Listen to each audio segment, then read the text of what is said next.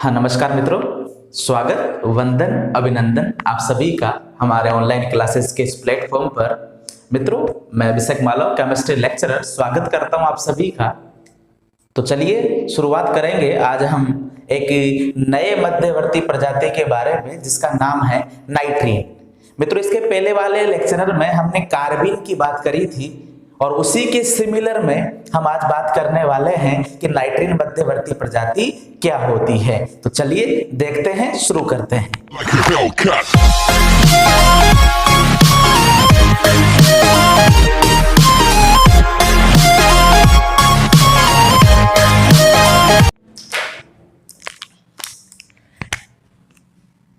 मित्रों, नाइट्रीन जो मध्यवर्ती प्रजाति है वो नाइट्रीन मध्यवर्ती प्रजाति का एक जनरल वे जो रिप्रेजेंटेशन होता है वो रिप्रेजेंटेशन होता है ये कंडीशन कि नाइट्रीन मध्यवर्ती प्रजाति का रिप्रेजेंटेशन जनरली ये होता है। क्लियर मित्रों, इसको इमिडोजन भी कहा जाता है, ये ध्यान रखिएगा, इमिडोजन या इसको इमीन भी कहते हैं। क्लियर हुई बात? तो इसको इमिडोजन भी कहते हैं, इमीन भी कहते हैं, लेकिन इसका जो फेमस नाम है वह क्या है? नाइट्रीन इंटरमीडिएट है। क्लियर? अब देखिए कंडीशन क्या क्या होगी इसके बारे में। तो सबसे पहले ये देखो कि कितने बॉन्डेड हैं? 1 बॉन्ड है, तो 1 बॉन्ड पेयर है और 1 2 3 4 नॉन बॉन्डेड इलेक्ट्रॉन प्रेजेंट हैं। तो फर्स्ट पॉइंट पर क्या कहेंगे? 1 bond pair, 1 bond pair plus 4 non bonded electron. 1 bond pair है और 4 नॉन बॉन्डेड इलेक्ट्रॉन प्रेजेंट होता है। क्लियर हुई बात? सेकंड पॉइंट क्या कहेंगे? ये न्यूट्रल स्पीसीज है, ये न्यूट्रल है, उदासीन प्रजाति है, न्यूट्रल है। अब हमने इसको न्यूट्रल क्यों कहा? चलिए देखते हैं। यहां पर एक कंसेप्ट आता है मित्रों फॉर्मल चार्ज का, फॉर्मल चार्ज का। ये फॉर्मल चार्ज जब हम कैलकुलेट करते हैं तो आपको इसका फॉर्मूला याद होगा। फॉर्मल चार्ज का कैसे कैलकुलेट करेंगे कि फॉर्मल चार्ज इक्वल टू होता है number of valency cell electron, कि वैलेंसी सेल में इलेक्ट्रॉन कितने हैं, minus number of bonds plus एक हम क्या लिखेंगे, number of non bonded electron. ये इसका फॉर्मूला होता है। क्लियर? तो कैसे कैलकुलेट करेंगे? Formal charge equal to number of valency shell. Nitrogen के बाह्यतम कोश में कितने इलेक्ट्रॉन होते हैं? 5 होते हैं, minus number of bond, bond कितना है? 1 है, तो 1 है, plus number of non bonded कितने हैं? 2 और 2 4, तो ये नॉन बॉन्डेड इलेक्ट्रॉन हैं। तो फॉर्मल चार्ज कैलकुलेट करेंगे तो 5 माइनस 5 कितना आ जाएगा? 0 आ जाएगा। इसलिए हमने इसको कौन सी स्पीसीज कहा है? न्यूट्रल स्पीसीज कहा है। तो ध्यान रखेगा, नाइट्रीन कैसी स्पीसीज होती है? उदासीन प्रजाति होती है, और इसी के बेस पर हमने इसको क्या कहा है? न्यूट्रल स्पीसीज कहा है। क्लियर हुई बात? देखें और क्या कहेंगे, ये कैसा सिस्टम है? तो देखें 2 2 4 और 2 6, तो ये सेक्सटेट सिस्टम है। ये कैसा सिस्टम है मित्रों? सेक्सटेट सिस्टम है, यानी कि इसके बाह्यतम कोश में कितने इलेक्ट्रॉन है? 6 इलेक्ट्रॉन है। तो ध्यान रखिएगा, आउटर मोस्ट सेल, जो इसका बाह्यतम कोश है, आउटर मोस्ट सेल में इलेक्ट्रॉन की जो संख्या है वो इलेक्ट्रॉन की संख्या कितनी है? 6 है। अब जरा देखें, 2 तो बॉन्डेड है और 4 नॉन बॉन्डेड हैं। तो ध्यान रखो कि कंडीशन क्या है? 2 इलेक्ट्रॉन तो यहाँ बॉन्डेड है और 4 इलेक्ट्रॉन यहाँ नॉन बॉन्डेड की कंडीशन में प्रेजेंट होते हैं। क्लियर हुई बात? ये भी आप ध्यान रखिएगा। सेकंड कंडीशन देखें, क्या इसका बाह्यतम कोश पूरा है? क्या नहीं है, यानी कि इसका ऑक्टेट कैसा है? इनकम्प्लीट है। तो ऑक्टेट इनकम्प्लीट स्पीसीज हैं, इसका अष्टक पूरा नहीं है, ऑक्टेट इनकम्प्लीट है, अष्टक पूरा नहीं है। क्लियर? और अगर अष्टक पूरा नहीं है तो ये किसकी भांति व्यवहार करेगी? ये इलेक्ट्रोफाइल यानी कि इलेक्ट्रॉन स्नेही होता है। और एक बात आपको बता दूं कि ये स्ट्रॉन्ग इलेक्ट्रोफाइल होता है। क्लियर? तो ध्यान रखिएगा कि इसकी इलेक्ट्रोफिलिसिटी, ये इंपॉर्टेंट पॉइंट है कि नाइट्रीन जो होता है वो कार्बीन की तुलना में, नाइट्रीन जो होता है वो कार्बन की तुलना में ये स्ट्रॉन्ग इलेक्ट्रोफाइल है, स्ट्रॉन्ग इलेक्ट्रोफाइल है। ये ध्यान रखिएगा आप कि नाइट्रीन जो होता है वो कार्बन की तुलना में स्ट्रॉन्ग इलेक्ट्रोफाइल की जैसा बिहेव करता है। क्लियर? हाईली रिएक्टिव स्पीसीज है, बहुत ज्यादा क्रियाशील होता है, तो हाईली रिएक्टिव है, अत्यधिक क्रियाशील प्रजाति होती है नाइट्रीन। क्लियर? तो जनरल इंट्रोडक्शन पे ध्यान रखिएगा कि जो नाइट्रीन है वो उसमें एक बॉन्ड पेयर है और 4 नॉन बॉन्डेड इलेक्ट्रॉन प्रेजेंट होते हैं। क्लियर? अब देखिए कंडीशन क्या आ रही है कि ये न्यूट्रल स्पीसीज है। न्यूट्रल क्यों कहा गया है कि यहाँ फॉर्मल चार्ज अगर आप कैलकुलेट कर रहे हैं तो number of valency shell minus number of bonds plus number of non bonded electron. तो नाइट्रोजन के बाह्यतम कोश में 5 इलेक्ट्रॉन होते हैं, नंबर ऑफ बॉन्ड कितना है? 1 है, और नॉन बॉन्डेड इलेक्ट्रॉन की संख्या कितनी है? 4 है। तो फॉर्मल चार्ज कितना आ गया? 0 आ गया, इसलिए हमने इसको न्यूट्रल स्पीसीज कह दिया। क्लियर? बाह्यतम कोश में कितने इलेक्ट्रॉन है? 6 इलेक्ट्रॉन है, इसलिए कैसा सिस्टम हो जाता है? सेक्टेट सिस्टम हो जाता है। आउटर मोस्ट सेल में इलेक्ट्रॉन की संख्या 6 है, 2 इलेक्ट्रॉन बॉन्डेड है, 4 इलेक्ट्रॉन नॉन बॉन्डेड है। क्लियर हो गई बात? अब देखो और क्या कहे हम इसके बारे में। एक बात और याद रखिएगा कि ये जो नाइट्रीन है, इस नाइट्रीन का जो क्लासिफिकेशन किया गया है, इसका जो वर्गीकरण किया गया है, ये नाइट्रीन का वर्गीकरण भी सेम मल्टीप्लिसिटी के बेस पर है। ये भी किसके बेस पर है? मल्टीप्लिसिटी यानी बहुलकता के आधार पर है। तो ये ध्यान रखिएगा कि नाइट्रीन का क्लासिफिकेशन भी मल्टीप्लिसिटी के बेस पर किया गया है। अब देखिए मल्टीप्लिसिटी का फॉर्मूला हमने कार्बन में देखा था कि m इक्वल टू कितना होता है? 2s plus 1। अब यदि किसी स्पीसीज के लिए m की वैल्यू 1 आ जाती है तो उसको हम क्या कहेंगे? सिंगलेट कहेंगे। और अगर m की वैल्यू 3 आ जाती है तो उसको हम क्या कहेंगे? ट्रिपलेट स्पीसीज के नाम से जानेंगे। क्लियर? जहां s क्या था भाई? s का मतलब था टोटल स्पिन, कुल चक्रण की प्लस हाफ और माइनस हाफ में कुल चक्रण कितना होता है। तो इसका क्लासिफिकेशन भी इसी के आधार पर किया गया है। क्लियर हुई बात? तो यहां तक कई बातें ध्यान रखिएगा, कई सारे प्रश्न पूछे जाते हैं नाइट्रीन इंटरमीडिएट से। क्लियर? तो ध्यान रखिए, इसका एक स्क्रीनशॉट ले लें।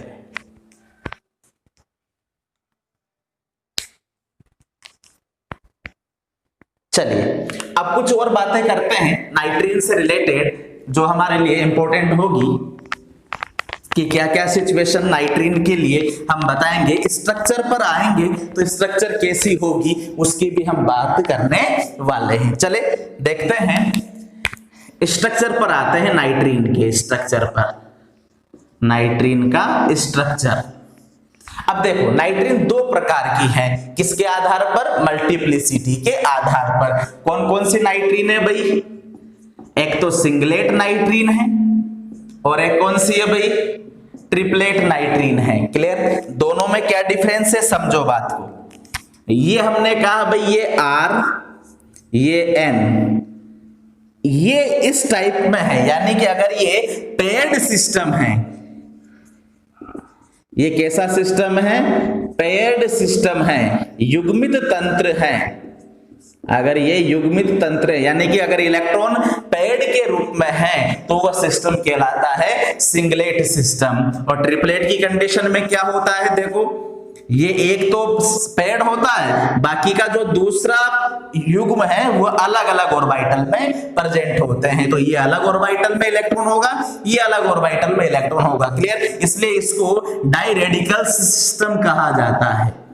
डाई रेडिकल्स सिस्टम कहते हैं। क्लियर? तो ये ध्यान रखिएगा, पेड सिस्टम सिंगलेट होता है और डाई रेडिकल्स सिस्टम कैसा होता है? ट्रिपलेट होता है। ठीक है, अब देखो क्या कंडीशन है इसके लिए।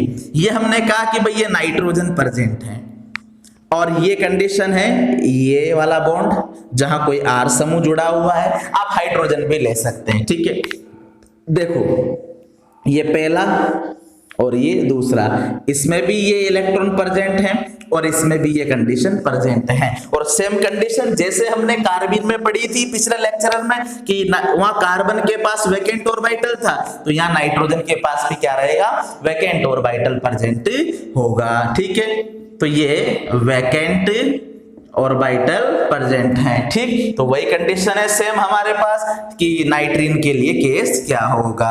अब देखो यहां पर अगर हम संकरण कैलकुलेट करें, इस नाइट्रीन का क्या कैलकुलेट करें? संकरण कैलकुलेट करें तो संकरण क्या होता है? सिग्मा प्लस लोन पेयर की संख्या। जरा देखो सिग्मा बॉन्ड कितना है? 1 है, प्लस लोन पेयर कितने हैं? 2 लोन पेयर हैं, टोटल कितना आ गया? 3 आ गया। तो संकरण के केस में 3 आ जाता है, तो संकरण कैसा होगा? sp2 संकरण होगा। क्लियर? और sp2 संकरण है तो ज्यामिति हमारे पास या लोन पेयर की प्रेजेंस के कारण जो ज्यामिति होती है वो इसकी कौन सी कहेंगे हम? बोले बेंट शेप। क्लियर? इसकी ज्यामिति कैसी हो जाती है? बेंट और वी शेप हम यहाँ पर कह देंगे। क्लियर हुई बात? ध्यान रखिएगा आप इस बात को। ठीक, अब देखिए क्या कंडीशन है भाई हमारे पास। और सेकंड पॉइंट पर हम ये कहें कि बॉन्ड एंगल कितना होगा? बॉन्ड एंगल, तो bond angle not equal to होगा कितना? 120 डिग्री का नहीं होगा। किस बेस पर कहा है हमने?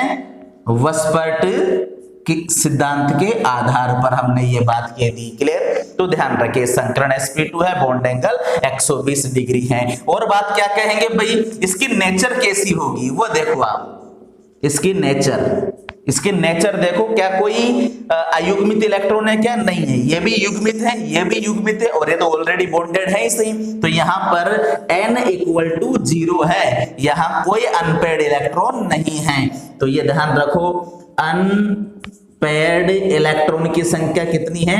0 है।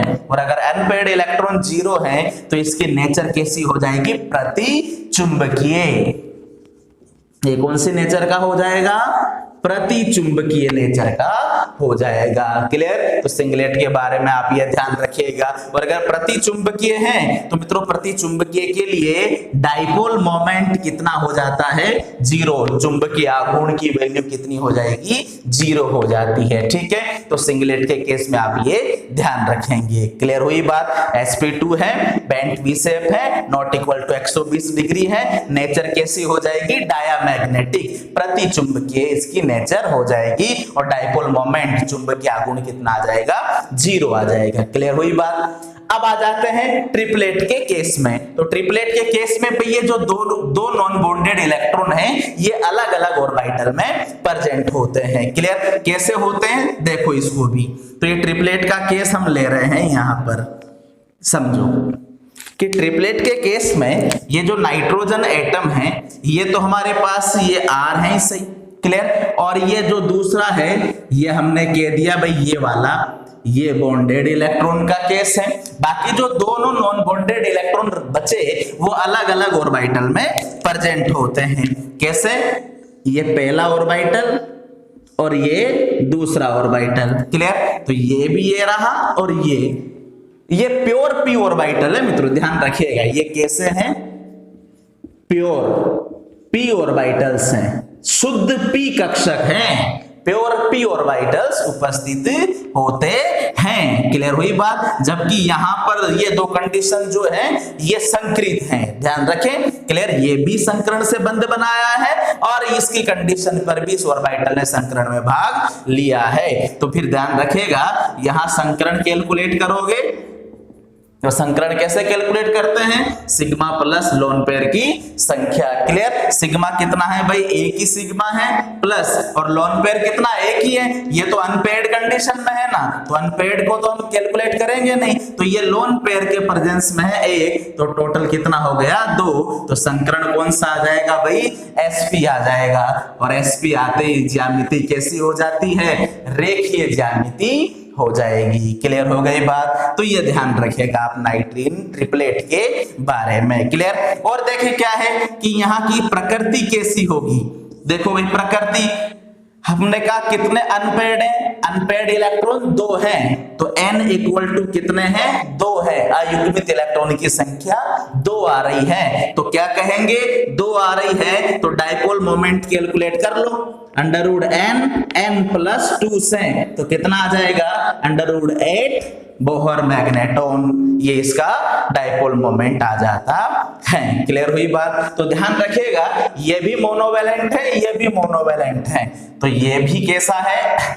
मोनोवैलेंट है, केवल एक बॉन्ड है ये, और ये भी कैसा है? मोनोवैलेंट होता है। तो ध्यान रखें नाइट्रीन कैसी स्पीसीज है? मोनोवैलेंट है, जबकि जब हम कार्बिन पढ़ रहे थे हमने उसको क्या कहा था? डाइवैलेंट स्पीसीज कहा था। क्लियर? तो ये ध्यान रखिएगा आप इसके बारे में। इसका स्ट्रक्चर है sp2 है, और नेचर कैसी है? प्रतिचुंबकीय। तो यहाँ नेचर कैसी हो जाएगी? यहाँ नेचर हो जाएगी अनुचुंबकीय। क्लियर? ये अनुचुंबकीय नेचर का हो जाएगा। क्लियर हो गई बात? यहाँ उधर नहीं है तो यहाँ लिख देंगे हम, ये कैसी हो जाती है? अनुचुंबकीय प्रकृति हो जाएगी। क्लियर बात? तो ध्यान रखिएगा ये भी मोनोवैलेंट और ये भी मोनोवैलेंट है। ये पेड सिस्टम है, दोनों पेड होते हैं। ये डाइरेडिकल सिस्टम है, यहाँ पर जो 2 नॉन बॉन्डेड इलेक्ट्रॉन हैं अलग अलग प्योर ऑर्बिटल में प्रेजेंट होते हैं। क्लियर? ध्यान रखें, इसका एक स्क्रीनशॉट लेकर के रखें।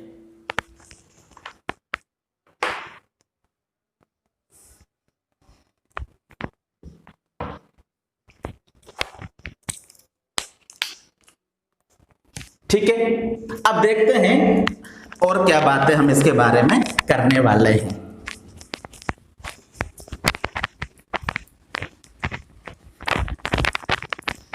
देखो मित्रों, आप एक बात तो हमेशा नोट करके रखें, ये एक पॉइंट नोट कर ले आप यहाँ पर कि सिंगलेट नाइट्रीन और ट्रिपलेट नाइट्रीन की जो कंडीशन है वो ट्रिपलेट नाइट्रीन है वो ऑलमोस्ट 99% होती है। क्लियर? यानी कि ट्रिपलेट नाइट्रीन का केस क्या? ये वाला, ये ट्रिपलेट नाइट्रीन 99% है, और सिंगलेट जो नाइट्रीन है वो सिंगलेट नाइट्रीन ओनली 1% होती है। जबकि जब याद करो हम जब कार्बिन पढ़ रहे थे तो कार्बिन पर हमने कहा था कि जो हमने कहा था कार्बिन के बारे में कि कीटीन से, तो कीटीन से ट्रिपलेट नाइट्रीन का ट्रिपलेट कार्बिन का फॉर्मेशन हुआ था, ये हमने देखा था। और डाईएजोमेथेन से सिंगलेट का फॉर्मेशन हुआ था और कीटीन से ट्रिपलेट का फॉर्मेशन हुआ था। ऐसे ही साइमंस साइन मेथड जो था उससे भी ट्रिपलेट कार्बिन का फॉर्मेशन हुआ था, तो वहां सिंगलेट भी थी और ट्रिपलेट भी थी। क्लियर? और अगर हमने डाईहेलो कार्बिन पढ़ा था तो वहां सिंगलेट मोर स्टेबल बताया था हमने। क्लियर हुई बात? तो यहां पर आप ध्यान रखिएगा कि ट्रिपलेट नाइट्रीन के केस में ये 99% होता है और जो सिंगलेट नाइट्रीन है वो केवल 1% होता है। तो आज के बाद आप एक ध्यान रखिएगा कि जब भी नाइट्रीन की बात करेंगे तो कौन सी नाइट्रीन की बात की जाएगी? ट्रिपलेट नाइट्रीन की ही बात की जाएगी। अभिक्रियाओं में कौन सी नाइट्रीन भाग लेगी? ट्रिपलेट नाइट्रीन ही भाग लेती है। ध्यान रखिएगा। क्लियर? स्टेबिलिटी को भी चेकआउट कर ले यहीं पर। स्टेबिलिटी, तो स्टेबिलिटी ट्रिपलेट नाइट्रीन मोर स्टेबल होता है किससे? सिंगलेट नाइट्रीन से। क्लियर हो गई बात? उसका रीजन क्या है भाई? उसका रीजन क्या है? ये हम स्थायित्व को देख रहे हैं। स्थायित्व। तो इसका रीजन क्या है, हमने पहले भी पढ़ा था कार्बिन में, बोलो। ट्रिपलेट जो नाइट्रीन होती है वो ट्रिपलेट नाइट्रीन में लेस रिपल्सन लगता है, लेस रिपल्सन यानी कि कम प्रतिकर्षण लगता है। क्यों? क्योंकि जो दोनों नॉन बॉन्डेड इलेक्ट्रॉन हैं वो अलग अलग ऑर्बिटल में प्रेजेंट होते हैं, जबकि सिंगलेट नाइट्रीन के केस पर हमने क्या कहा था कि यहां मोर रिपल्सन लगता है, ये अधिक प्रतिकर्षण यहां पर लगता है, अधिक प्रतिकर्षण यहां पर लगता है। क्लियर हो गई बात? तो यहां अधिक प्रतिकर्षण लगता है और यहां पर कम प्रतिकर्षण लगता है। ठीक है, और क्या ध्यान रखो, जो ट्रिपलेट नाइट्रीन है, ये ट्रिपलेट नाइट्रीन कहां रहती है, ये ग्राउंड स्टेट में रहती है, जबकि सिंगलेट नाइट्रीन कहां रहती है, एक्साइटेड स्टेट में रहती है। क्लियर? तो ये ग्राउंड स्टेट में रहेगी और ये एक्साइटेड स्टेट में रहती है। तो स्टेबिलिटी को देखेंगे तो ट्रिपलेट नाइट्रीन अधिक स्थायी होती है किससे, सिंगलेट नाइट्रीन से। क्लियर हो गई बात? तो ट्रिपलेट नाइट्रीन 99% है और सिंगलेट नाइट्रीन ओनली 1% पाई जाती है। ठीक है, ध्यान रखो, इसका स्क्रीनशॉट ले लो।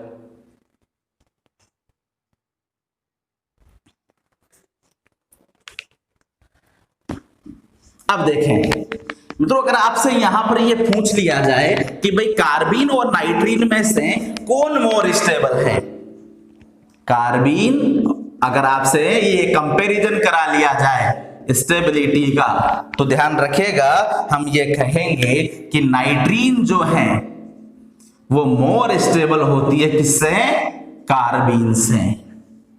क्लियर? और उसका रीजन क्या दोगे, उसका रीजन होता है, उसका कारण क्या होता है कि जो नाइट्रीन में जो नाइट्रोजन है, नाइट्रीन में जो नाइट्रोजन है उसका जो लोन पेयर होता है, लोन पेयर होता है वो जिस ऑर्बिटल में उपस्थित होता है उसमें 2s यानी कि s लक्षण, 2s लक्षण अधिक होते हैं। ये इंपॉर्टेंट ध्यान रखिएगा।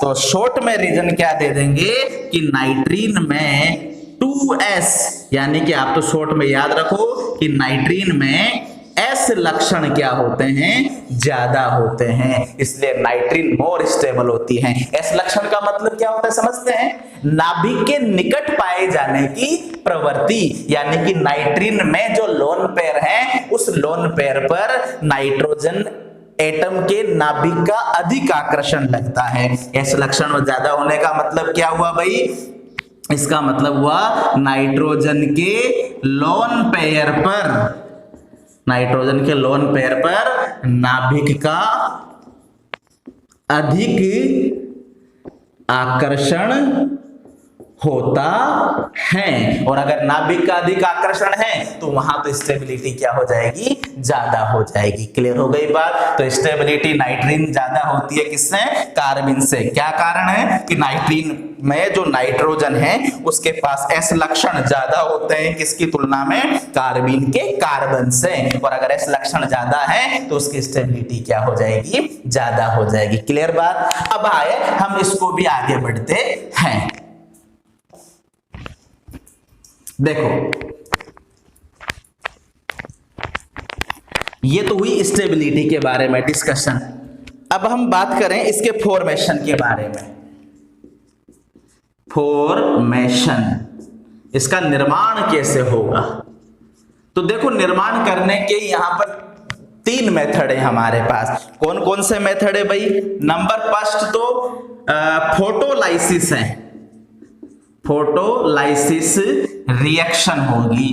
क्लियर? दूसरी कंडीशन में क्या होगी, थर्मल रिएक्शन होगी, थर्मल रिएक्शन, या इसे ही कहते हैं पायरोलाइसिस रिएक्शन। और थर्ड पर होगी कि किसी बेस की प्रेजेंस में, जो क्षार है उस क्षार की प्रेजेंस में, तो बेस कैटालाइज्ड रिएक्शन यहां पर होती है। तो इन 3 रिएक्शन से किसका फॉर्मेशन हो जाता है? नाइट्रीन का फॉर्मेशन हो जाता है। कैसे होता है समझो। जैसे फर्स्ट पर हम बात कर रहे हैं फोटोलाइसिस रिएक्शन की, तो हमने कहा भाई हमारे पास जैसे एल्किल एजाइड है, RN3 है, एल्किल एजाइड है। तो एल्किल एजाइड का केस क्या होता है? ये होता है भाई, आप सब जानते हैं, ये एल्किल एजाइड है, क्लियर। और अगर एल्किल एजाइड पर हम फोटोलाइसिस करा रहे हैं, क्लियर, या फिर लगभग टेम्परेचर, मित्रों यहाँ पर टेम्परेचर लगभग 180 डिग्री सेल्सियस के आसपास का टेम्परेचर हो सकता है, क्लियर। तो देखिए हम फोटोलाइसिस करा रहे हैं, तो फोटोलाइसिस के केस में क्या होगा समझो। ये बॉन्ड होगा यहां ट्रांसफर, क्लियर, और ये जो एक बॉन्ड है ये हो जाएगा यहां ट्रांसफर, और एक बॉन्ड हो जाएगा यहां ट्रांसफर। तो देखो ये बॉन्ड तो पूरा ब्रेक हो जाएगा। तो जैसे ये बॉन्ड ब्रेक डाउन हो जाएगा, तो बॉन्ड ब्रेक डाउन होते ही ये बॉन्ड तो खत्म हो गया यहां से, और ये यहां से यहां चल जाएगा, तो ये N2 गैस बाहर हो जाएगी, क्योंकि यहां जाते ट्रिपल बॉन्ड हो जाएगा, और इस बॉन्ड के दोनों इलेक्ट्रॉन इस पर आएंगे, तो 2 तो ऑलरेडी पहले से ही है, 2 और आ जाएंगे।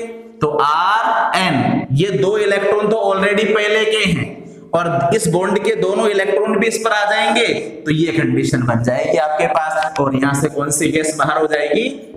N2 गैस बाहर हो जाएगी। तो क्या बन गया आपके पास? एल्किल नाइट्रीन का फॉर्मेशन हो जाएगा। क्लियर हो गई बात। ऐसे हम बात करें देखो कि सेकंड पर हम लें एसिल एजाइड ले लो, ये हमारे पास है, वही हम पायरोलाइसिस कराएं, तो क्या कंडीशन है भाई? देखो कि RCOO वही N डबल बॉन्ड N, ये पॉजिटिव और ये नेगेटिव, क्लियर। क्या कंडीशन है? ये यहां और ये यहां, इसके पास ऑलरेडी लोन पेयर होते ही है, क्लियर। तो क्या कंडीशन? वही यहां से बॉन्ड ब्रेक हो गया, ये वाला, ये बॉन्ड यहां से ब्रेक हो गया, तो कंडीशन क्या बनेगी भाई? ये R, ये COO और ये N, इसके पास ऑलरेडी 2 इलेक्ट्रॉन थे, और इस बॉन्ड के भी दोनों इलेक्ट्रॉन इसी के पास आ जाएंगे, तो ये बन जाएगा, क्लियर। और यहां से कौन सी गैस बाहर हो जाएगी? N2 गैस यहां से बाहर हो जाएगी। क्लियर हो गई बात। तो हमारे पास क्या बन गया भाई? एसिल नाइट्रीन का फॉर्मेशन यहां से हो जाता है, क्लियर। तो इस प्रकार से फोटोलाइसिस के माध्यम से भी हम क्या बना लेते हैं? नाइट्रीन इंटरमीडिएट का फॉर्मेशन कर लेते हैं। क्लियर हो गई बात। और फिर यही जो नाइट्रीन इंटरमीडिएट बना है, यही रिएक्शन को कंप्लीट कराने में हेल्प करता है, क्लियर।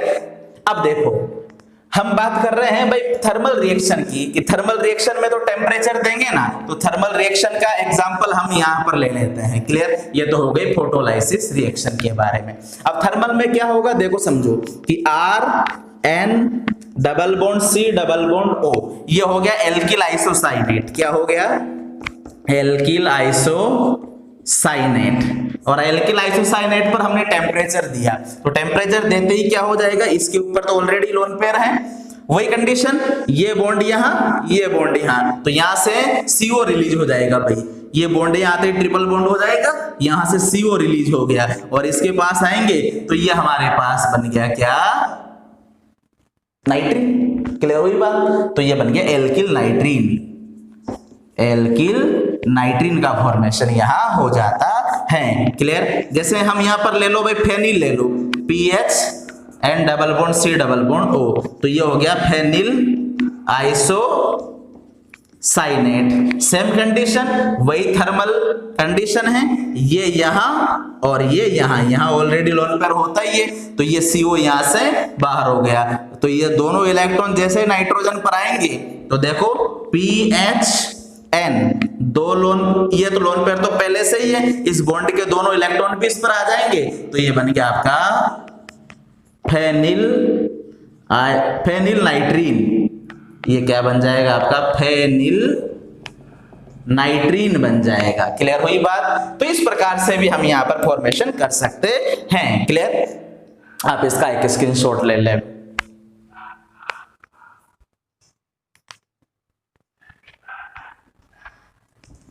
अब देखो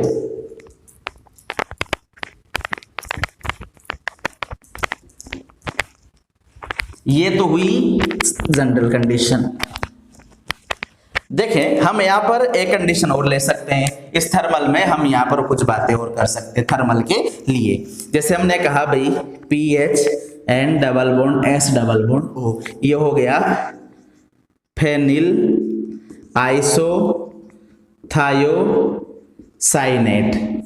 इसको यहां से गर्म करेंगे तो ये बॉन्ड यहां होगा, ये ऑलरेडी है, क्लियर, और ये यहां चला जाएगा तो हमारे पास क्या बन जाएगा, ये देखो, और यहां से क्या बार हो जाएगा SO। ठीक है, ये बॉन्ड आ जाएगा ना, तो दो इलेक्ट्रॉन पहले से ही है, 2 इलेक्ट्रॉन इस बॉन्ड के आ जाएंगे तो ये कंडीशन बन जाएगी। सेम कंडीशन देखो यहां पर क्या कहेंगे, एल्किन के लिए ले लो, क्लियर, ऐसे ही इसको गर्म करोगे, ये तो ऑलरेडी पहले से है ही से, ये यहां तो SO बार हो गया और क्या बन जाएगा RN, ये कंडीशन बन जाएगी। एक कंडीशन और लेके देख लो भाई, ये बोलो क्या होगा, देखो ये ऑलरेडी होता है, ठीक है, ये बॉन्ड यहां, ये बॉन्ड यहां, तो क्या बन जाएगा देखो HN, ठीक है, और प्लस यहां से क्या बार हो जाएगा CO बार हो जाएगा, क्लियर। तो नाइट्रीन बन गया, फेनिल नाइट्रीन, एल्किल नाइट्रीन और ये सिंपल नाइट्रीन हमारे पास, जिसको हम इमिडोजन भी कह देते हैं, क्लियर। HN को हम क्या कह देते हैं, इमिडोजन के नाम से भी जाना जाता है, ठीक है भाई, क्लियर। एक और होता है ना मित्रों, आप जानते हैं, ये हम ले लें R, इसको कहते हैं hydrazoic acid, hydrazoic acid, clear. तो हाइड्रोजोइक एसिड के लिए क्या केस होगा, देखो ये है ना hydrazoic acid, HN double bond N positive negative, यही होता है, और इसके ऊपर क्या प्रेजेंट है, लोन पेयर, यही होता है भाई हाइड्रोजोइक एसिड। क्या कर रहे हैं, इसको फोटोलाइसिस करा रहे हैं इसका, तो क्या कंडीशन होगी, देखो ये यहां पर, ये यहां पर और ये यहां पर, तो वही सिमिलर कंडीशन आ गई ना सेम, ये बॉन्ड यहां से क्या हो जाएगा, ब्रेक हो जाएगा। तो देखो HN, ये HN, 2 इलेक्ट्रॉन इसके पास ऑलरेडी पहले से हैं, अब क्या हुआ, बॉन्ड इधर आया ना, तो बॉन्ड के दोनों इलेक्ट्रॉन भी इसके पास आएंगे, ये बॉन्ड के दोनों इलेक्ट्रॉन, और यहां से कौन सी गैस बाहर हो जाएगी, N2 गैस बाहर हो जाएगी, क्लियर। तो ये बन गया आपका नाइट्रीन, ठीक है। तो इस प्रकार से भी हमारे पास फॉर्मेशन हो जाता है। तो थर्मल रिएक्शन से या पायरोलाइसिस रिएक्शन से भी नाइट्रीन का फॉर्मेशन हो जाता है, और फोटोलाइसिस रिएक्शन से भी नाइट्रीन का फॉर्मेशन हो जाता है, क्लियर हुई बात। इसका स्क्रीनशॉट ले लो।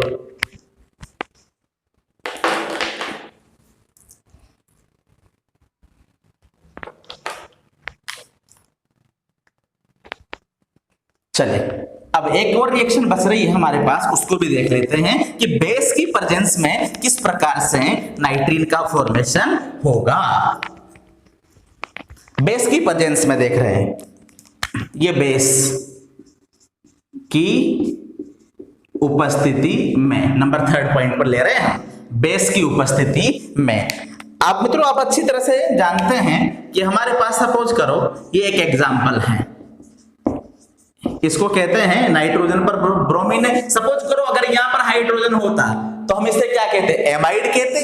ये कौन सा फंक्शनल ग्रुप है, एमाइड फंक्शनल ग्रुप है। लेकिन अब हम क्या कर रहे हैं, यहां से हमने हाइड्रोजन को हटा दिया और इसकी जगह पर क्या लगा दिया, ब्रोमीन लगा दिया, तो इसका नोमेनक्लेचर क्या हो जाएगा, एन ब्रोमो, एन के ऊपर क्या है, ब्रोमो है, एन ब्रोमो अमाइड हो जाएगा, क्लियर। और एन ब्रोमो अमाइड में हम ला रहे हैं बेस OH माइनस, ये बेस लाए तो क्या होगा भाई, देखो समझो, ये जो बेस है, ये बेस क्या करेगा, इस ये लोन पेयर ऑलरेडी प्रेजेंट होते हैं नाइट्रोजन के पास, क्लियर। तो ये बेस क्या करेगा, इस हाइड्रोजन को ले लेगा और हाइड्रोजन किस रूप में जाएगा, H प्लस, तो H प्लस OH माइनस, यहां से क्या बाहर हो गया, H2O, H plus OH minus क्या बाहर हो गया, H2O, क्लियर। अब होगा क्या, ये दोनों इलेक्ट्रॉन कहां चले जाएंगे, इस नाइट्रोजन के पास, क्लियर हुई बात। तो देखो क्या कंडीशन बनी भाई, RCOON, ये तो यहां थे, क्लियर, और ये दोनों इलेक्ट्रॉन भी इसके पास चले गए, तो ये कंडीशन नेगेटिव दे दूं मैं, और ये Br, यही हुआ। अब क्या होगा भाई, ये जो Br है ये Br अपने दोनों इलेक्ट्रॉन, इसका कौन सा इफेक्ट होता है, -I, तो ये Br यहां से दोनों इलेक्ट्रॉन लेकर के किस रूप में चला जाएगा, Br माइनस के रूप में चला गया। तो क्या बन जाएगा, RCOON, ये 2 इलेक्ट्रॉन और ये 2 इलेक्ट्रॉन, क्या बन गया हमारे पास, एसिल नाइट्रीन। क्लियर हुई बात। तो बेस की प्रेजेंस में भी किसका फॉर्मेशन हो जाता है, इसका। सेम इसका एग्जांपल हम ये भी ले सकते हैं, जैसे हमने कहा कि H है, N है, और ये हमने कहा कि ये कोई H जुड़ा हुआ है, ठीक है, और ये कोई X जुड़ा हुआ है, ठीक। तो क्या कह रहे हैं भाई, OH माइनस है ना, तो OH माइनस क्या करेगा, इसको ले जाएगा, तो यहां से क्या बाहर हो जाएगा, H2O। इसके पास ऑलरेडी 2 इलेक्ट्रॉन होते हैं, अब क्या करेगा, ये दोनों इलेक्ट्रॉनों को भी ले लेगा, तो क्या बन जाएगा भाई, HN, ये नेगेटिव के रूप में आ जाएगा ना, दोनों इलेक्ट्रॉन आते ही, और ये X, फिर वापस क्या होगा, ये X यहां से चला जाएगा किस रूप में, X माइनस के रूप में, 2 इलेक्ट्रॉन लेकर के जाएगा, और फाइनली हमारे पास क्या बन जाएगा,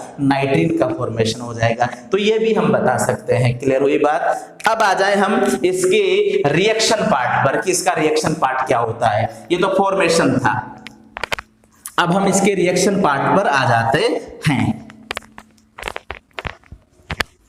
देखो इसका रिएक्शन पार्ट क्या होगा, कौन कौन सी रिएक्शन में शामिल होता है इंटरमीडिएट के रूप में। मित्रों आप अब एक बात ये ध्यान रखना कि इसकी रिएक्शन में हम आपने 12th क्लास में या 11th क्लास में जब आप पढ़ करके आते हैं तो 12th क्लास में आप कर्टियस रिएक्शन पढ़ते हैं, सिम्ट रिएक्शन पढ़ते हैं, क्लियर, हाफमान रिएक्शन पढ़ते हैं, क्लियर, और लोसेन रीअरेंजमेंट के नाम से एक रिएक्शन आती है। उन सभी अभिक्रियाओं में नाइट्रीन इंटरमीडिएट की भूमिका निभाता है, क्लियर। और तो और बेंजीन की कई कपलिंग रिएक्शन जो है बीडीसी साल्ट के साथ बेंजीन की जो कपलिंग रिएक्शन होती है उसमें भी ये इंटरमीडिएट के तौर पर भूमिका निभाता है। तो रिएक्शन पार्ट में क्या कहेंगे भाई कि एक तो ये पुनर्विन्यास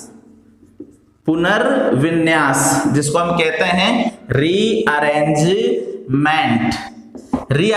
रिएक्शन में भी शामिल होता है। अब रीअरेंजमेंट रिएक्शन कौन कौन सी है भाई, देखो एक तो हमारे पास हमने कहा भाई कर्टियस अभिक्रिया है, कर्टियस अभिक्रिया है। दूसरे हम कह रहे हैं भाई होपमान अभिक्रिया है। एक हम कह रहे हैं भाई शिम्ट रिएक्शन भी है। एक हम कह रहे हैं भाई लोसेन रिएक्शन है, उसमें भी ये इंटरमीडिएट करता है रीअरेंजमेंट होकर के, क्लियर। इसके अलावा इसकी कई सारी इंसर्शनल रिएक्शन भी होती है, ठीक। तो इसकी कई सारी इंसर्शनल रिएक्शन भी होती है। अब इंसर्शनल में ये सिग्मा बॉन्ड के साथ भी इंसर्शन कर सकता है और पाई बॉन्ड के साथ भी इंसर्शन कर सकता है। तो सिग्मा इंसर्शन भी हो सकता है और पाई इंसर्शन भी हो सकता है। इंसर्शन का सिंपल मीनिंग मित्रों ये है कि अंतर्निहित होना, बीच में जुड़ जाना। सिंपल बात कहूं तो सिग्मा बॉन्ड के साथ बीच में जुड़ जाएगा, पाई बॉन्ड के साथ बीच में जुड़ जाएगा, वो इसकी इंसर्शन रिएक्शन में शामिल हो जाती है। और एक बात और ध्यान रखिएगा, इसकी हमने कहा ना कि बीडीसी साल्ट के साथ जो युग्मन अभिक्रिया है, युग्मन अभिक्रिया में भी ये इसका रिएक्शन पार्ट हो जाता है कि पुनर्विन्यास होता है, इंसर्शनल रिएक्शन होती है और बीडीसी साल्ट के साथ जो युग्मन अभिक्रियाएं होती हैं उनमें भी नाइट्रीन इंटरमीडिएट के तौर पर भूमिका निभाता है। क्लियर हुई बात। यहां से मित्रों IIT, JEE, NEET, first grade, second grade जितने भी आपके कंपटीशन एग्जाम है उनमें 100% प्रश्न पूछा जाता है नाइट्रीन से। क्लियर हुई बात। तो नाइट्रीन वेरी इंपॉर्टेंट पार्ट है आपके सिलेबस में। क्लियर। नाइट्रीन का जनरल इंट्रोडक्शन क्या होगा, इसकी मल्टीप्लिसिटी क्या होगी, स्ट्रक्चर क्या होगा, हाइब्रिडाइजेशन क्या होगा, इसका फॉर्मेशन क्या होता है, स्टेबिलिटी फैक्टर कौन कौन से होते हैं, इसके अलावा रिएक्शन पार्ट कौन कौन से हैं, वो सारी बातें आपको बड़े आसान तरीके से ध्यान में रखनी है। क्लियर, ये बात आप नोट करें। तो सबसे पहले हम बात करेंगे कि ये किस प्रकार से अभिक्रियाओं में शामिल होता है। तो पुनर्विन्यास में आप इसका एक स्क्रीनशॉट ले लो।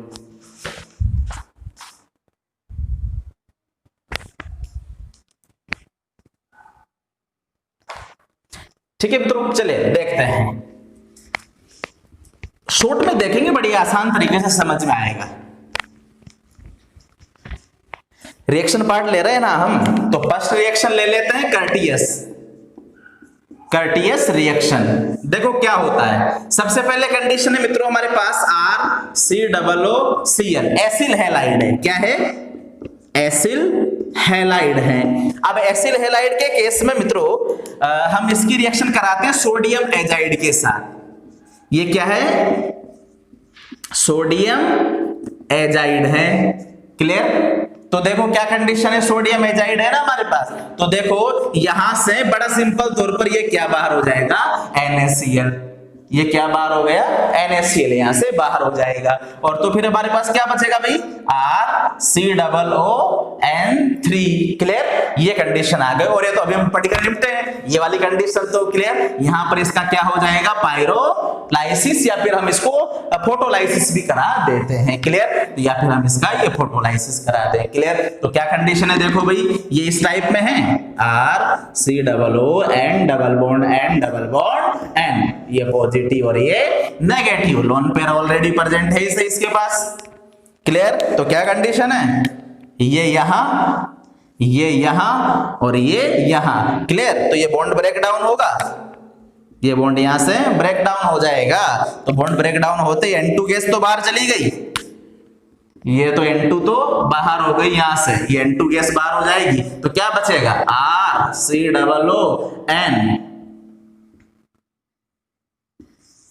ये बचा। क्या बन गया? एसिल नाइट्रीन। और जो किसकी भांति बना है?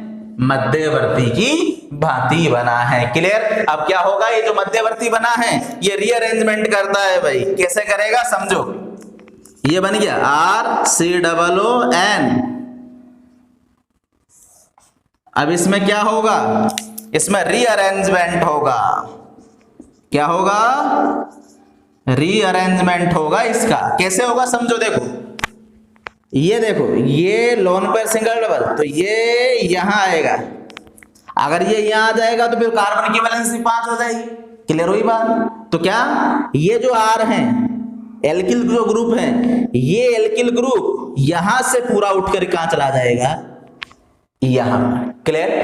कैसे? देखो ये इसको रीअरेंजमेंट कह रहे हैं। ये लोन पेयर यहां आ जाएगा और R उठ करके यहां आ जाएगा। तो R किससे जुड़ेगा?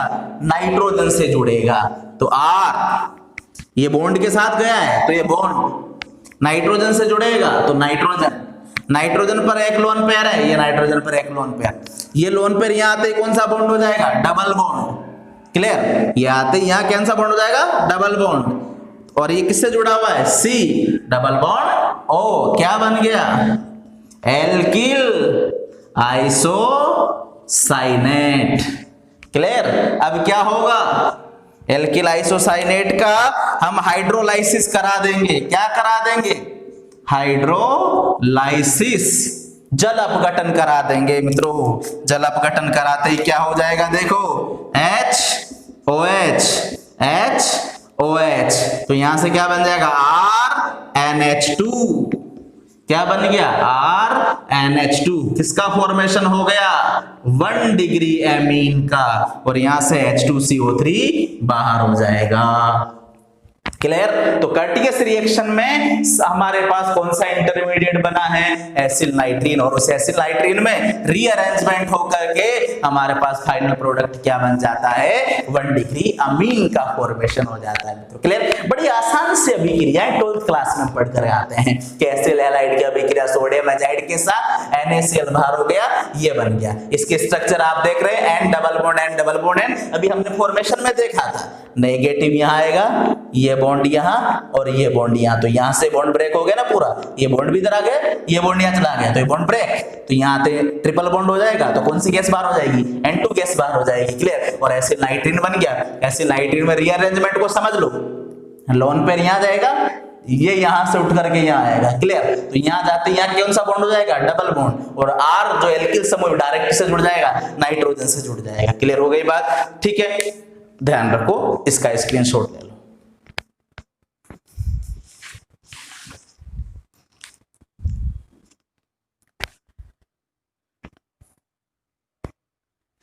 क्लियर। अब देखो सेकेंड रीअरेंजमेंट, सेम रीअरेंजमेंट है भाई, सिम्ट रिएक्शन का, केवल इतना सा समझ लो, ये सेकेंड सिम्ट रीअरेंजमेंट कैसे, देखो भाई एक कार्बोक्सिलिक एसिड है RCOOH, इसकी रिएक्शन कराते हैं हाइड्रोजोइक अम्ल के साथ, किसके साथ कराते हैं, हाइड्रोजोइक अम्ल के साथ, यहां से क्या बाहर हो जाएगा, H2O, बोलो क्या बन गया, RCOON3, क्लियर। सेम कंडीशन हो गई ना, यहां से पायरोलाइसिस करा दो, बोलो क्या बनेगा, RCOON double bond N double bond N, positive negative, clear. वही ये यहां इसके पास ऑलरेडी है और ये यहां, क्लियर। तो क्या कंडीशन आ गई, देखो ये बॉन्ड यहां से क्या हो जाएगा, ब्रेक हो जाएगा, तो ये N2 गैस बाहर हो गई, बोलो क्या बन गया, RCOON बन गया आपके पास इंटरमीडिएट एसिल नाइट्रीन, क्लियर। अब इस एसिल नाइट्रीन में अभी रीअरेंजमेंट बताया था हमने, सेम रीअरेंजमेंट हो जाएगा, क्लियर हो गई बात। तो ये भी आप ध्यान रखिएगा कि सिम्ट रिएक्शन में होता क्या है।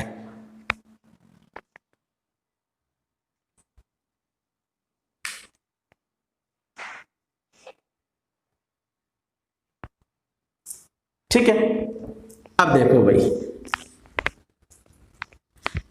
एक रिएक्शन हो रहा है यहां पर, हाफमान ब्रोमाइड अभिक्रिया, 12th में पढ़कर आते हैं, हाफमान ब्रोम एमाइड, और हाफमान ब्रोमाइड में क्या होता है, ये देखो RCOONH2, इसकी रिएक्शन कराते हैं किसके साथ, NaOH और Br2 के साथ, यही होता है भाई, ठीक है। शॉर्ट तरीका क्या होता है, CO को रिमूव कर देते हैं, CO को रिमूव करते क्या बन जाएगा, RNH2, किसका फॉर्मेशन हो जाता है, 1 डिग्री एमीन का फॉर्मेशन हो जाता है, इसको रिमूव कर देते हैं, डायरेक्ट मेथड में ट्रिक्स है, इसको रिमूव कर दो, क्या बन जाएगा, RNH2। लेकिन जब इसकी मैकेनिज्म देखते हैं, जब हाफमान ब्रोमाइड की मैकेनिज्म को आप देखेंगे, तो इसकी मैकेनिज्म में मित्रों एक इंटरमीडिएट बनता है, RCOON Br और H, ये इंटरमीडिएट के रूप में यहां बनता है।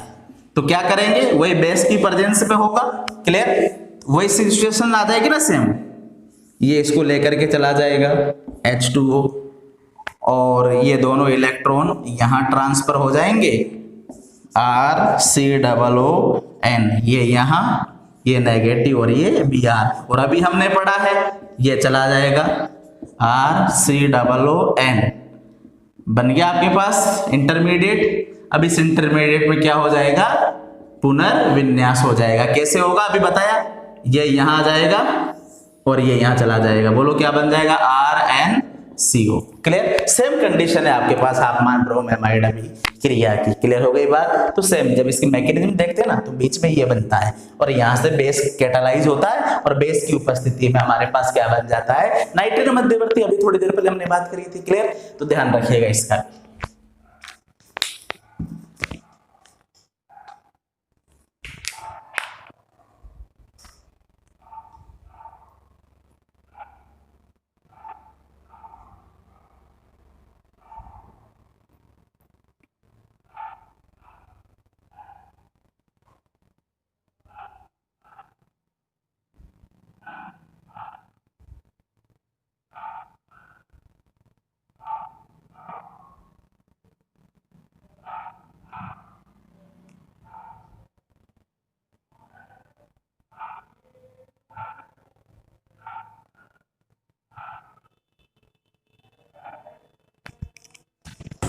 ठीक है, अब देखो क्या कंडीशन है हमारे पास। कैटेस हो गया, एक और बच रहा है ना, लोसेन। लोसेन रीअरेंजमेंट। देखो मित्रों क्या होता है लोसेन रीअरेंजमेंट, PHCOONH ये, और इधर हम बात करें COO और PH, ये कंडीशन होती है हमारे पास लोसेन रीअरेंजमेंट। ठीक है, देखो क्या होगा,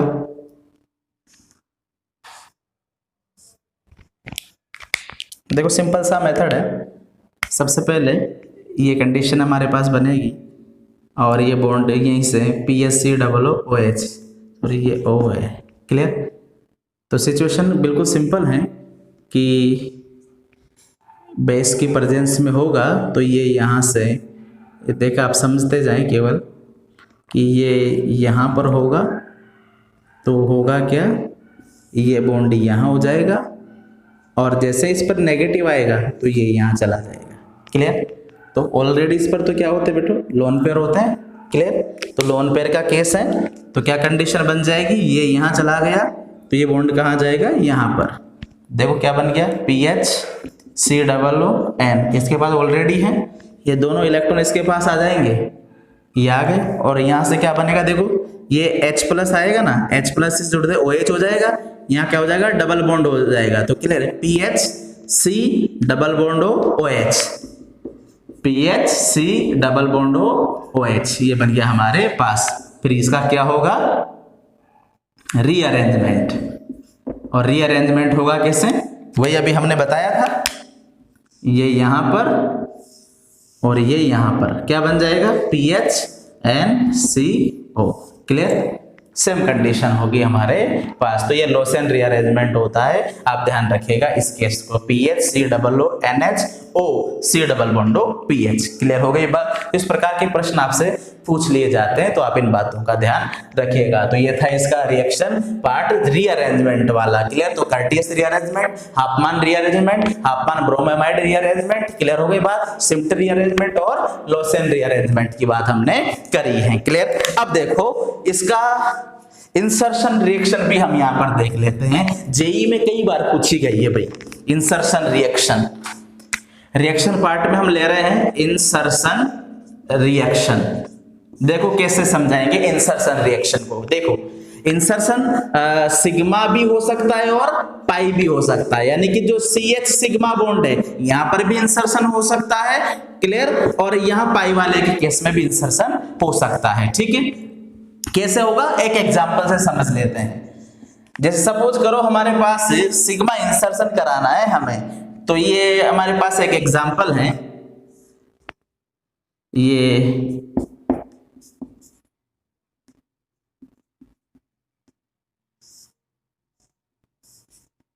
देखो ये एक एग्जांपल है हमारे पास। क्लियर? अब हम इसकी जो रिएक्शन करा रहे हैं, ठीक है, ये बड़ा सिंपल है। देखो ये कार्बन है और यहाँ पर क्या प्रेजेंट है, हाइड्रोजन प्रेजेंट है। ठीक है, तो ये तो हो गया भाई नाइट्रीन हो गया ना, ये क्या हो गया, नाइट्रीन। और ये कौन सा बॉन्ड हो गया, CH बॉन्ड हो गया। देखो CH सिग्मा बॉन्ड है, CH, ये CH सिग्मा बॉन्ड है और ये क्या है, नाइट्रीन है। तो यहाँ क्या होगा, इंसर्शन हो जाएगा, इंसर्शन रिएक्शन होगी। क्लियर? कैसे होगी, देखो ये नाइट्रोजन इस कार्बन हाइड्रोजन के बीच में आ जाएगा। क्लियर? तो ये यहां चला जाएगा और ये यहां हो जाएगा। तो देखो बड़ा आसान है इंसर्शन कराना। ये अब देखो ये यहां आएगा ना, तो बीच में ये बन जाएगा भाई आपके पास, ये नाइट्रोजन है, हाइड्रोजन किसके पास आ जाएगा, नाइट्रोजन के पास। क्लियर? और ये बॉन्ड यहां बन जाएगा। बाकी तो ऐसा कैसा है ही सही। ये देखो आपके पास ये कंडीशन आपके पास बन रही है सेम, वो कि वही कोई चेंजेस ही नहीं हुआ। क्लियर? ये का ऐसा है बॉन्ड प्रेजेंट हो गया हमारे पास। तो ये भी इंसर्शन बड़ी आसान तरीके से हो जाता है। तो ये सिग्मा CH बॉन्ड पर डायरेक्ट हमने क्या करा दिया, इंसर्शन करा दिया। क्लियर? अब देखो एक इंसर्शन और हो सकता है भाई, एक इंसर्शन हमारे पास और हो सकता है, और उसको देखो आप सपोज करो हमारे पास है RC, ये H, ये हो गया CH3 और ये हो गया CH2 CH3। क्लियर? यहां पर हमारा जैसे सपोज करो ये नाइट्रीन है और नाइट्रीन कह रहे हैं मतलब ट्रिपलेट नाइट्रीन की बात कर रहे हैं। हमने पहले क्या लिया 99% कौन सी नाइट्रीन है? ट्रिपलेट नाइट्रीन है। क्लियर? तो ये नाइट्रीन है हमारे पास। अब इस नाइट्रीन का यहां पर इंसर्शन होगा इस कंडीशन पर, यहां क्या हो जाएगा? इंसर्शन हो जाएगा यहां पर। तो क्या बनेगा भाई? देखो RC सेम सब कुछ पार्ट वैसा का वैसा रहेगा, सारा पार्ट वैसा का वैसा रहेगा यहां पर। क्लियर? अब देखो क्या कंडीशन है, ये हाइड्रोजन कहां चला जाएगा? नाइट्रोजन के पास, और डायरेक्ट CH बॉन्ड के बीच में कौन आ जाएगा? नाइट्रोजन आ जाएगा। तो देखो ये नाइट्रोजन आ गया और हाइड्रोजन किसके पास जा रहा है? नाइट्रोजन के पास। हाइड्रोजन किसके पास जा रहा है? नाइट्रोजन के पास। ये हो गया, नाइट्रोजन से क्या जुड़ा हुआ है? R जुड़ा हुआ है। तो ये बड़ा सिंपल सा, इसको कहते हैं CH बॉन्ड के सिग्मा पर इंसर्शन होना। क्लियर हुई बात? ये भी आप ध्यान रख सकते हो। क्लियर? और एक बात और नोट कर लेना भाई, अगर आप कंपटीशन एग्जाम की बात कर रहे हैं तो 3 डिग्री, ये 3 डिग्री वाला है, 3 डिग्री पर इंसर्शन आसानी से होता है, 2 डिग्री पर और फिर 1 डिग्री पर। तो ये इंसर्शन का ऑर्डर है। ये किसका ऑर्डर है? इंसर्शन का ऑर्डर है। सबसे पहले 3 डिग्री पर होगा, फिर 2 डिग्री पर और फिर 1 डिग्री पर। क्लियर? तो इंसर्शन का ऑर्डर भी आप ध्यान रखिएगा। तो सिग्मा CH पर इंसर्शन बड़ी आसान तरीके से होता है। हाइड्रोजन नाइट्रोजन के पास चला जाता है और नाइट्रोजन कार्बन के पास चला जाता है। क्लियर? तो ये इंसर्शन हो गया हमारे पास। तो ध्यान रखिएगा इस बात को, रिएक्शन पार्ट में इंसर्शन सिग्मा CH पर इंसर्शन किस प्रकार से होता है। ये MSc में भी आप ध्यान रखिएगा, MSc में भी इस प्रकार के इंसर्शन दिए हुए हैं। तो इंसर्शन में सिग्मा CH पर इंसर्शन होना। और लास्ट देख लेते हैं यहां हमारे पास पाई इंसर्शन, कि पाई इंसर्शन किस प्रकार से होता है। देखो पाई इंसर्शन को भी देख लेते हैं, जिसमें हमारा नाइट्रीन कंप्लीट हो जाएगा। ये पाई इंसर्शन देखो भाई हमारे पास है ये C, मतलब ये है हमारे पास, एक एग्जांपल ले रहे हैं हम, C डबल बॉन्ड C, ये R H R और H, और हम इसमें नाइट्रीन ला रहे हैं भाई। ये एक नाइट्रीन ले ले सिंपल सी,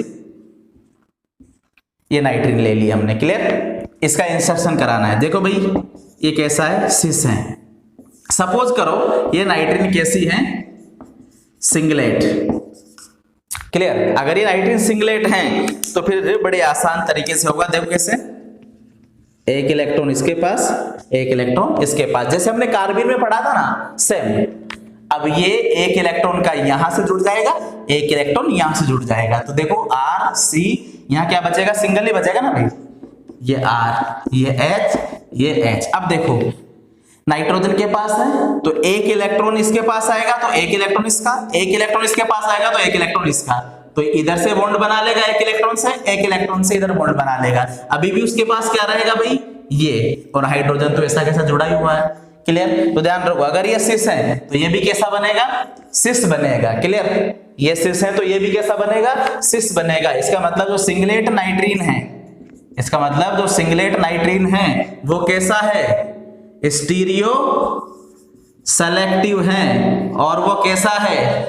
स्टीरियो स्पेसिफिक है। सेम जैसे हमने कार्बाइन में बात करी थी, सिस से सिस बनेगा, ट्रांस से ट्रांस बनेगा। कब बनेगा? जब यहां कौन सी नाइट्रीन होगी? सिंगलेट नाइट्रीन होगी। क्लियर हुई बात? अब सपोज करो यहां पर कौन सी नाइट्रीन हो, यहां पर कौन सी नाइट्रीन हो? ट्रिपलेट नाइट्रीन हो। तो ट्रिपलेट नाइट्रीन का केस क्या होगा अभी देखेंगे, पहले आप इसको देख लो। क्लियर? सपोज करो ट्रिपलेट नाइट्रीन है, ये हमारे पास ट्रिपलेट नाइट्रीन है।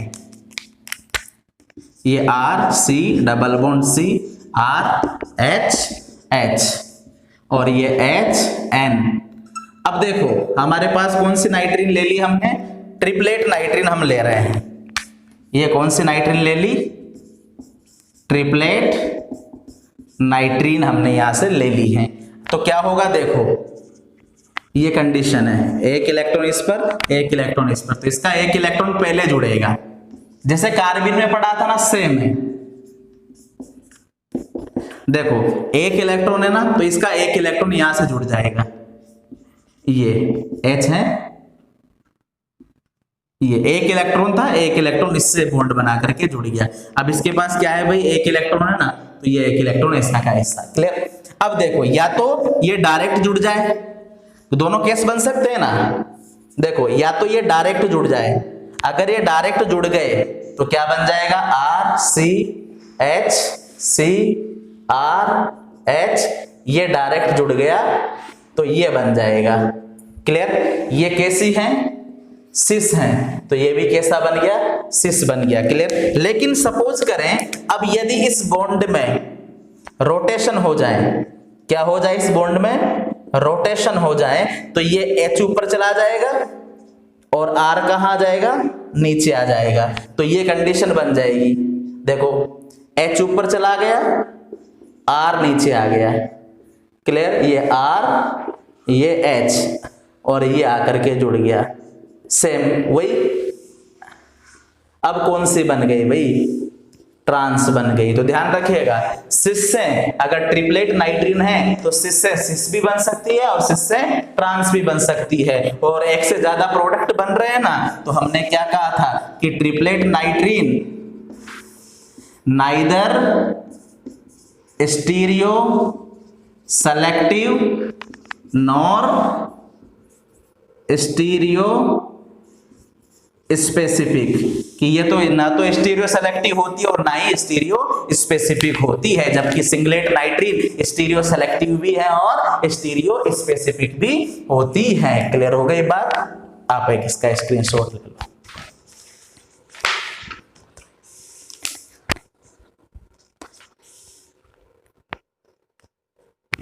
क्लियर। तो मित्रों, ये थी नाइट्रीन की पूरी कहानी, जिसमें हमने कई सारे प्रश्नों को, अलग अलग लेवल के प्रश्नों को समेटने की कोशिश करी है। आशा करता हूं आपको ये नाइट्रीन की जो कहानी है पूरी वो पसंद आई होगी। क्लियर।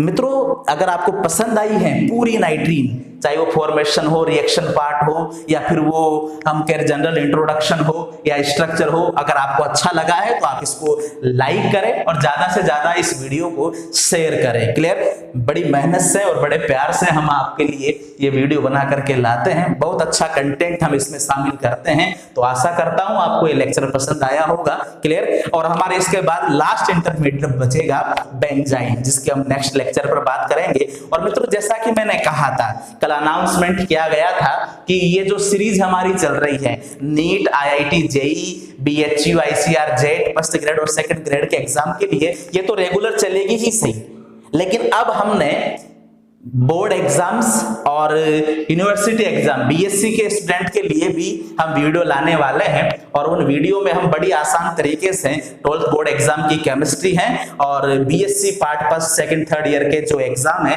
उनकी केमिस्ट्री को बड़े आसान तरीके से हम बड़ा अच्छा कंटेंट लेकर के आपके सामने आएंगे, जिससे आपको एग्जाम्स में नंबर लाने में बड़ी आसानी होगी और पूरी केमिस्ट्री को समझने में आसानी मिलेगी। क्लियर। तो आशा करता हूं आज का लेक्चर आपको पसंद आया होगा। धन्यवाद।